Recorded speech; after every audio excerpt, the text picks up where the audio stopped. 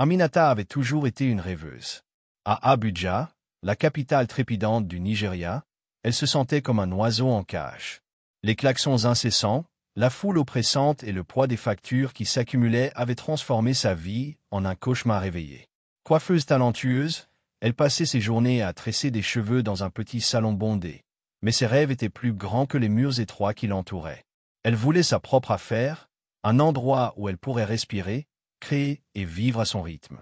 Un soir, alors qu'elle feuilletait un vieux magazine, elle tomba sur une photo d'un village paisible au bord d'une rivière, Sango Riverside. On y parlait d'une communauté simple, où la vie coulait comme l'eau, douce et tranquille.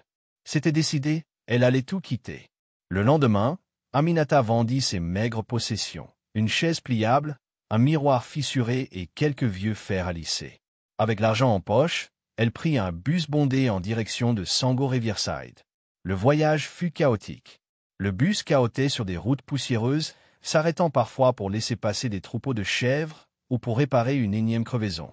À un arrêt, une vieille femme aux yeux perçants lui tendit une mangue et murmura « Fais attention à la rivière, ma fille. Elle donne, mais elle prend aussi. » Aminata sourit poliment, pensant que c'était une excentricité de villageoise, mais un frisson inexplicable lui parcourut l'échine. Quand elle arriva enfin à Sango Riverside, le soleil de l'après-midi brûlait le sol ocre. La rivière Sango scintillait comme un miroir d'argent, bordé de palmiers et de cases en terre rouge. Les enfants jouaient près des berges, mais Aminata remarqua qu'aucun adulte ne s'approchait trop près de l'eau. Les habitants la regardaient avec curiosité, certains avec méfiance, tandis qu'elle traînait sa valise usée à travers le village. Elle chercha un local pour son salon. Mais les rares bâtiments disponibles étaient hors de prix. Découragée, elle s'assit sous un manguier, se demandant si elle avait fait une erreur. C'est alors qu'elle rencontra Adjoa, une jeune femme vive et bavarde qui vendait des beignets au marché. Adjoa devint vite son amie, en apprenant ses projets, lui parla d'un vieux bâtiment abandonné près de la rivière. « Personne n'y va, dit-elle en baissant la voix. Ils disent qu'il est maudit, qu'il appartient aux esprits de l'eau. Mais si tu n'as pas peur des histoires, il est à toi pour presque rien. » Intriguée, Aminata insista pour le voir. Le bâtiment était une ruine. Les murs en adobe s'effritaient, les fenêtres n'étaient plus que des trous béants, et une odeur de moisi flottait dans l'air. Mais Aminata y vit une opportunité. Pendant des jours, elle travailla sans relâche. Elle balaya la poussière, colmata les fissures avec de la boue fraîche et accrocha des rideaux colorés faits de wax qu'elle avait apportés d'Abuja. Elle peignit une pancarte en bois avec l'inscription « Le refuge d'Aminata » et la cloua fièrement au-dessus de la porte. Le salon était prêt, mais une question la taraudait. Pourquoi ce lieu était-il si vide, si silencieux? Les premières semaines furent un désastre. Aminata s'asseyait dans son salon impeccable, ses ciseaux et ses peignes alignés sur une table, attendant des clientes qui ne venaient jamais. Les villageois passaient devant sa porte, jetant des regards furtifs, mais aucun n'entrait. Elle tenta de les attirer avec des sourires et des salutations chaleureuses, mais ils détournaient les yeux, comme si franchir son seuil était un péché. Adjoa lui expliqua, ils ont peur de la rivière. Ils disent que cet endroit est trop près, que les esprits n'aiment pas qu'on les dérange. Aminata haussa les épaules. Elle n'avait jamais cru aux superstitions. Pourtant, elle ne pouvait ignorer l'étrange silence qui enveloppait son salon. Les oiseaux ne chantaient pas près de ses fenêtres, et les chiens du village aboyaient de loin sans jamais s'approcher. Une nuit, alors qu'un orage grondait au loin, elle resta tard pour ajuster les décorations. La pluie tambourinait sur le toit de tôle, et le vent sifflait à travers les fissures. Soudain, une silhouette apparut dans l'embrasure de la porte. C'était une femme grande et mince, drapée dans un pagne noir qui semblait absorber la lumière. Ses yeux brillaient comme des braises dans l'obscurité, et ses cheveux, longs et emmêlés, dégoulinaient d'eau malgré l'absence de pluie à l'intérieur. « Je m'appelle Yemi », dit-elle d'une voix grave et mélodieuse. « Tu veux réussir ici, n'est-ce pas? Je peux t'aider. » Aminata, méfiante mais désespérée, hocha la tête.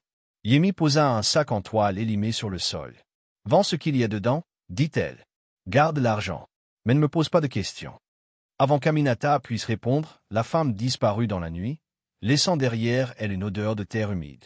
Tremblante, Aminata ouvrit le sac. À l'intérieur, elle trouva une douzaine de perruques, des œuvres d'art. Certaines étaient tressées avec des fils dorés, d'autres ornées de perles qui scintillaient comme des étoiles. Elles étaient faites de matériaux qu'elle ne reconnaissait pas, des cheveux doux comme de la soie, mais plus lourds, presque vivants au toucher. Le lendemain, elle aligna les perruques sur des étagères. À sa grande surprise, des femmes commencèrent à arriver. D'abord une, puis deux, puis une foule. Elle caressait les perruques avec émerveillement, les achetait sans discuter du prix, et partait avec des sourires énigmatiques. En une semaine, le refuge d'Aminata devint le centre de Sango Riverside. Les clientes racontaient des miracles. Une femme stérile annonça une grossesse, une autre reçut une somme d'argent inattendue, une adolescente devint célèbre sur TikTok après avoir porté une perruque tressée de perles. Aminata comptait ses gains, émerveillée par sa soudaine prospérité. Tout semblait parfait, mais une ombre planait. Mama Kemi, une aînée respectée du village, vint un jour voir Aminata. Ses cheveux gris étaient noués en un chignon sévère, et ses yeux perçants semblaient lire dans l'âme. « Tu joues avec des forces que tu ne comprends pas ?» dit-elle en s'asseyant sans y être invitée. Les dons de la rivière ne sont pas gratuits. Les bénédictions de Dieu viennent doucement, avec patience. Mais l'eau, elle donne vite, et elle reprend tout aussi vite. Aminata, written amusement. Ce ne sont que des perruques, Mama. Elles rendent les gens heureux. Mais Mama Kemi secoua la tête. J'ai rêvé de toi hier soir. Des ombres avec des cheveux comme des serpents dansaient autour de ton salon. Des miroirs pleins d'eau reflétaient des visages qui n'étaient pas les tiens. Prends garde, enfant. Les paroles de la vieille femme restèrent dans l'esprit d'Aminata comme une écharde. Elle commença à remarquer des choses étranges. Les perruques semblaient briller dans le noir, même sans lumière. Une nuit, elle crut entendre un murmure venant du sac vide qu'elle avait rangé sous une table. Et puis il y avait les animaux. Aucun oiseau ne volait au-dessus de son toit, aucun lézard ne rampait sur ses murs. Les chiens du village hurlaient parfois au loin, comme s'ils sentaient une menace invisible. Un soir, Mama Kemi revint avec une histoire plus sombre. Il y a longtemps, une femme nommée Yemi vivait ici, raconta-t-elle, sa voix tremblante. Elle était belle et puissante, mais elle pratiquait une magie interdite. Les villageois l'ont chassée, et elle s'est jetée dans la rivière. Depuis, son esprit hante les eaux, offrant des cadeaux empoisonnés à ceux qui s'approchent trop près. Aminata sentit son cœur s'arrêter. Yemi, le même nom. Était-ce une coïncidence? Elle tenta de se rassurer, mais une peur froide s'installa dans ses os. Malgré ses doutes, Aminata continua à vendre les perruques. L'argent coulait à flot. Et son salon devint une légende à Sango Riverside. Mais le succès avait un goût amer. Certaines clientes, celles qui avaient acheté les perruques les plus brillantes, celles que Yemi avait appelées « spéciales », lors d'une seconde visite, changeaient. Elles parlaient de l'eau comme si elle les appelait, passaient des heures à fixer la rivière, ou disparaissaient pendant des jours avant de revenir trempées et à garde.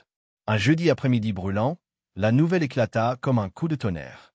Une jeune femme nommée Fola, qui avait acheté une perruque incrustée de perles luminescentes, fut retrouvée morte dans sa chambre. Il n'y avait pas une goutte d'eau dans la pièce, mais son corps était gorgé, ses vêtements collés à sa peau comme si elle s'était noyée. Ses yeux, grands ouverts, avaient une teinte étrange, presque argentée. Les villageois murmurèrent, la rivière l'a prise. Aminata savait la vérité. C'étaient les perruques. Paniquée, elle décida de s'en débarrasser. Elle rassembla les perruques restantes dans une boîte en bois qu'elle avait trouvée dans le salon et, sous le couvert de la nuit, les jeta dans la rivière Sango. L'eau les avala avec un gargouillis sinistre. Soulagée, elle rentra chez elle, espérant que le cauchemar était terminé. Mais le lendemain, à l'aube, la boîte était de retour devant sa porte, sèche et intacte, les perruques brillant à l'intérieur comme si elle se moquait d'elle. Aminata tenta de fermer son salon, mais les clientes continuaient à venir, les yeux vitreux, réclamant les perruques. Elle cessa de dormir, hantée par des cauchemars où des femmes sans visage la poursuivaient à travers un salon submergé par des eaux noires. Dans ses rêves, les miroirs reflétaient non son visage, mais celui de Yemi, souriant cruellement. Un soir, alors que la lune était pleine, Yemi réapparut. Elle portait une robe argentée qui scintillait comme la rivière elle-même, et ses yeux brûlaient d'une lueur surnaturelle. « Tu as bien travaillé » dit-elle en posant une petite boîte en argent sur la table. « Voici un cadeau pour toi seul. Mais là, et tous tes problèmes disparaîtront. » Aminata était épuisée, brisée par la peur et la culpabilité. Contre toute raison, elle ouvrit la boîte. À l'intérieur reposait une perruque d'une beauté irréelle, tissée de fils argentés qui semblaient danser sous la lumière. Elle la posa sur sa tête, et instantanément, une vague de froid l'envahit. Des visions explosèrent dans son esprit. Yemi, hurlant alors que des mains invisibles la traînaient dans la rivière. Son salon englouti par des eaux tourbillonnantes, rempli de femmes aux yeux de poisson qui tendaient les bras vers elle. Elle arracha la perruque, ou du moins essaya. Elle était collée à son crâne, ses fils s'enfonçant dans sa peau comme des racines. Elle courut vers le miroir et poussa un cri. Ses yeux n'étaient plus les siens. Ils étaient ronds, froids, argentés, comme ceux d'une créature aquatique. Sa bouche s'ouvrit, mais aucun son n'en sortit, seulement un filet d'eau noire qui coula sur son menton.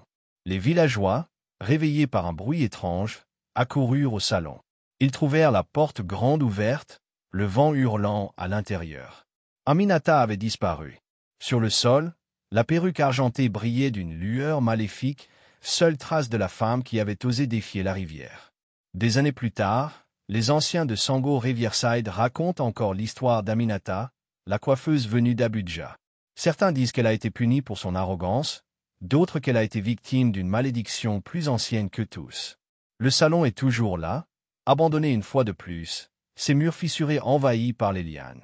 Les jeunes du village jurent qu'à la pleine lune, on peut entendre des murmures venant de l'intérieur et voir une silhouette aux cheveux d'argent se refléter dans la rivière.